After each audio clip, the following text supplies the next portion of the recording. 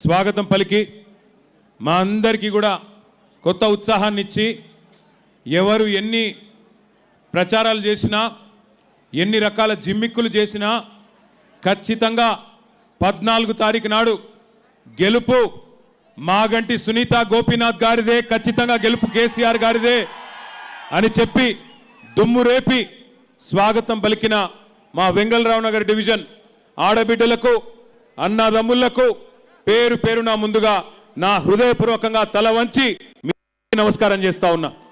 సోదరి, ఈ Vengalrao Nagar division corporator dynamic leader మనందరి ఆడబిడ్డ శ్రీమతి దేదీప్య గారు, అట్లాగే గౌరవనీయులు మాజీ శాసనసభ్యులు పీజేఆర్ వారసుడు, మీ అందరికీ ఆప్తుడు, మీ సోదరుడు తమ్ముడు విష్ణువర్ధన్ రెడ్డి గారు, అట్లాగే ఈ డివిజన్లో ఎంతో కష్టపడి మరి గత నెలన్నర రోజులుగా తమ తమ నియోజకవర్గాలు వారి బాధ్యతలు పక్కన పెట్టి మన గెలుపు కోసం, మీ గెలుపు కోసం వెంగళరావు నగర్ డివిజన్లో గులాబీ జెండా ఎగరాలని కష్టపడి పనిచేస్తున్న గౌరవనీయులు సోదరులు ఎల్బీ నగర్ ఎమ్మెల్యే సుధీర్ రెడ్డి గారు, మిర్యాలగూడ మాజీ ఎమ్మెల్యే గౌరవనీయులు భాస్కర్ రావు గారు, గౌరవ మాజీ మంత్రివర్యులు పెద్దలు అన్న మేడ్చల్ శాసనసభ్యులు చామకూర మల్లారెడ్డి గారు, మాజీ మంత్రివర్యులు పెద్దలు శ్రీ ఎర్రబెల్లి దయాకర్ రావు గారు, కోరుట్ల శాసనసభ్యులు సోదరులు డాక్టర్ సంజయ్ గారు, అట్లాగే వికారాబాద్ మాజీ శాసనసభ్యులు సోదరులు ఆనంద్ గారు, ఇంకా గౌరవనీయులైన ఎమ్మెల్సీ సోదరుడు తాత మధు గారు, ఇంకా నేను ఎవరెవరి పేర్లు అయితే చెప్పలేదో వాళ్ళు లాస్ట్కి చెప్దాం అనుకున్నాను. మా సిరిసిల్ల తమ్ముళ్ళు కూడా వచ్చినారు, వాళ్ళకి సిరిసిల్ల నుండి వచ్చిన తమ్ముళ్ళకి, అట్లాగే ఇక్కడికి విచ్చేసిన ప్రతి ఒక్కరికి పేరు పేరున కాబోయే ఎమ్మెల్యే శ్రీమతి మాగంటి సునీతమ్మకు పజ్జనన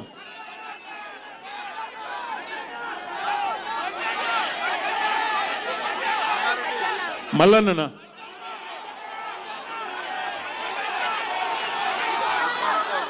పద్మారావు అన్న పజ్జన రైట్ బంటియా మంచిరెడ్డి ప్రశాంత్ రెడ్డి గారు, మంచిరెడ్డి కిషన్ రెడ్డి గారు, వాళ్ళ మీరు ఇంతమంది ఒక్కసారి చెప్తే అర్థం కాలేదు, సారీ. మా తమ్ముడు బంటికి అట్లాగే మా కిషన్ అన్నకు పేరు పేరున నేను ఎవరో పేర్లు చెప్పలేదో, అరే మీకు దండం పెడితే ఆగురిరా, ఆగురి మన ఆగన్నకు రైట్ రైట్ రైట్ రైట్ ఇక లొల్లి పెట్టకూరి, కొద్దిసేపు లొల్లి పెట్టకు. పేరు పేరున అందరికి నమస్కారం. నాకు మీ లొల్లి చూస్తుంటే, మీ జోష్ చూస్తుంటే గెలిచిపోయిన మెజారిటీ ఒక్కటే తేలాలన్నది నడిపిస్తా ఉన్నది. నిజమేనా? గెలుసుడు పక్కానా? 11 తారీఖు నాడు గెలుసుడు పక్కానా? 100%. చాలా చాలా సంతోషం. ఇవాళ ఇక్కడికి వచ్చేటప్పుడు మా మిత్రులు కారులో ఉన్న నాతో పాటు ఉన్న గౌరవ నాయకులు నాకు మా తలసాని సాయి కిరణ్ గారు ఒక వీడియో చూపెట్టిండు. ఏంది అంటే, ఇప్పుడే ముఖ్యమంత్రి గారు ప్రెస్ మీట్ పెట్టిండంట. ప్రెస్ మీట్ పెడితే ప్రెస్ వాళ్ళు అడిగినరు, మరి సార్ నువ్వు జుబ్లీహిల్స్లో ఓడిపోతే ప్రజలు నీ ఖిలాఫ్ ఉన్నట్టు ఒప్పుకుంటావా, ప్రజలు మరి ఇది రెఫరెండంగా ఒప్పుకుంటావా అని అడిగినరంట. అడిగితే ఆయన ముందే చేతులు ఎత్తేసిండు, గట్లెట్లయితుంది, జుబ్లీహిల్స్ ఓడిపోతే ఏమవుతుంది, ఏం కాదు, ఇక నేను ఒప్పుకోను, ఏమైనా చిన్న చిన్న మార్పులుంటే చేసుకుంటా అని చెప్తున్నాడు. అంటే దాని అర్థం ఏంటంటే రేవంత్ రెడ్డికి కూడా తెలిసిపోయింది, పక్కాగా 14 తారీఖు నాడు ఇక్కడ ఎగరబోయేది గులాబీ జెండా అనే మాట రేవంత్ రెడ్డి కూడా తెలిసిపోయిందా? పక్కానా? గది జరిగింది. ఇక్కడికి వచ్చేటప్పుడే చూసిన, అర్థమైపోయింది అందరికీ. దయచేసి మిత్రులందరికీ నేను ఒక్క విజ్ఞప్తి చేస్తా ఉన్నా, గౌరవ ఆడబిడ్డలకు అన్నదమ్ములకు ఒక్క ప్రార్థన మీతో. గత 25 సంవత్సరాలుగా బీఆర్ఎస్ పార్టీ పుట్టిన నాటి నుంచి, ఆనాడు టీఆర్ఎస్గా స్థాపించబడ్డ నాటి నుంచి నేటి వరకు 25 ఏళ్లలో 14 ఏళ్ళు ఒక ఉద్యమ పార్టీగా రాష్ట్ర ఏర్పాటు కోసం కొట్లాడినాం. ఆ తర్వాత మీ దయతో, మీ ఆశీర్వాదంతో, పెద్దలు కేసీఆర్ గారి నాయకత్వంలోనైతేనే తెలంగాణ బాగుంటుంది అని మీరు ఆశీర్వదిస్తే 10 ఏళ్ళు, దాదాపు 10 ఏళ్ళు, 9.5 ఏళ్ళు అధికార పార్టీగా మీకు సేవలు అందించినాం. 2023 డిసెంబర్లో ఎలక్షన్లు అయితే ఆనాడు హైదరాబాద్ మహానగరంలో మీరెవ్వరూ కూడా ఒక్క సీటు కానీ ఒక్క ఓటు కానీ కాంగ్రెస్ పార్టీకి వేయకుండా మొత్తంగా బీఆర్ఎస్ పార్టీకి వేసి ఇక్కడ జూబ్లీ హిల్స్ నియోజకవర్గంలో కూడా స్వర్గీయ మాగంటి గోపీనాథ్ గారిని మీరు గెలిపించడం జరిగింది. హైదరాబాద్లో ఒక్క సీటు కూడా కాంగ్రెస్కి ఇవ్వలేదు. కానీ ఒక్కసారి ఈ 25 ఏళ్లలో ఏమేం జరిగింది రాజకీయం ఆలోచించాలని చెప్పి కూడా నేను కోరుతా ఉన్నా. ఎంతోమంది ముఖ్యమంత్రులు మనం చూసినాం. 25 ఏళ్ల కింద మన పార్టీ పెట్టిన నాడు చంద్రబాబు నాయుడు గారు ముఖ్యమంత్రి. ఆ తర్వాత 3 ఏళ్లకి రాజశేఖర్ రెడ్డి గారు ముఖ్యమంత్రి అయినారు. ఆ తర్వాత రాజశేఖర్ రెడ్డి గారు పోయిన తర్వాత రోసయ్య గారు తర్వాత కిరణ్ కుమార్ రెడ్డి గారు, తర్వాత కేసీఆర్ గారు, తర్వాత ఇప్పుడున్న రేవంత్ రెడ్డి గారు. అంటే 6 ముఖ్యమంత్రుల్ని 25 ఏళ్లలో చూసినాం. ప్రభుత్వాలు మారుతూ ఉంటాయి, అధికారం మారుతూ ఉంటుంది. ప్రజల ఆలోచన ఎట్లుంటే అట్లా ఆ సమయాన్ని బట్టి, అప్పటి పరిస్థితిని బట్టి, ప్రజల మూడు బట్టి, ప్రజల ఇష్టం బట్టి అధికార మార్పిడి జరుగుతుంది. మొదలనాడు చంద్రబాబు నాయుడు గారు ఉంటే ఆయన కూడా హైదరాబాద్ అభివృద్ధి కోసం ఆయన ప్రయత్నం ఆయన గట్టిగానే చేసిండు. తర్వాత రాజశేఖర్ రెడ్డి గారు వస్తే ఆయన కూడా అభివృద్ధితో పాటు మరి సంక్షేమాన్ని కూడా జోడించి ఆయన ప్రయత్నం ఆయన కూడా చేసినారు. తర్వాత రోసయ్య గారు, కిరణ్ కుమార్ రెడ్డి గారు కూడా వారి శక్తి వంచన లేకుండా వారు కూడా ప్రయత్నం చేసినారు. ఎందుకంటే వాళ్ళకు విఘ్నత ఉండే, తప్పకుండా అధికారం అనేది ఎవరికి శాశ్వతం కాదు, మనం ఉన్నప్పుడు ఏదో కొంత మంచి చేయాలి అనే ఆలోచన ఉండే. తర్వాత కేసీఆర్ గారు 2014లో మీ ఆశీస్సులతో ముఖ్యమంత్రిగా వారు బాధ్యత తీసుకున్నారు. 10 ఏళ్ళు కేసీఆర్ గారు ముఖ్యమంత్రిగా ఎట్లా పనిచేసినారో మీ కళ్ళ ముందే ఉంది. 200 ఉన్న పెన్షన్ని పేదలని కడుపులో పెట్టుకొని చూసుకోవడానికి 2000 రూపాయలు చేసింది కేసీఆర్ గారు. ఒక ఆడపిల్ల పెళ్లి చేసుకుంటే ఆ కుటుంబానికి కష్టం రావద్దు, ఆ కుటుంబం ఇబ్బందుల పాలు కావద్దు, అప్పుల పాలు కావద్దు అని ఆలోచించి 1,116 రూపాయలు ఎవ్వరు అడగకపోయినా దాదాపు 15 లక్షల మంది ఆడబిడ్డల పెళ్లిళ్ళు కళ్యాణ లక్ష్మి షాదీ ముబారక్ పేరుతో చేసింది కేసీఆర్ గారు.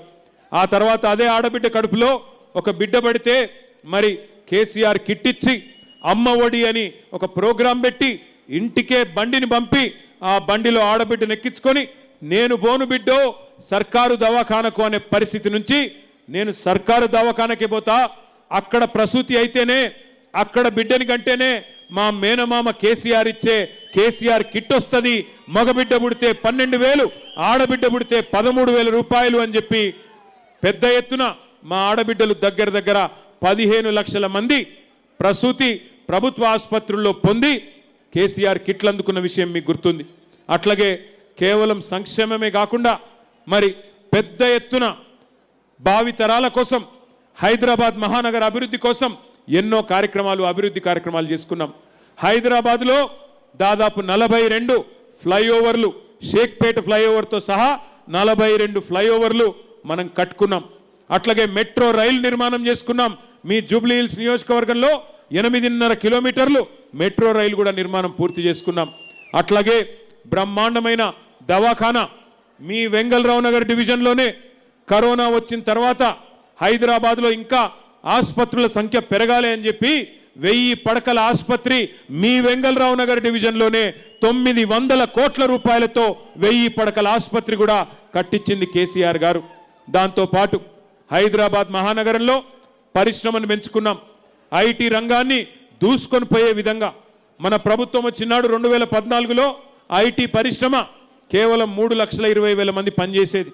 కానీ మన ప్రభుత్వం దిగిపోయే నాటికి దగ్గర 9.5 లక్షల మంది ఐటీ ఉద్యోగులు ఇక్కడ పనిచేసే విధంగా, అంటే కొత్తగా 6 లక్షల పైచిలకు ఐటీ ఉద్యోగాలు సృష్టించి బెంగళూరు నగరాన్ని దాటే విధంగా అద్భుతంగా పనిచేసుకున్నాం.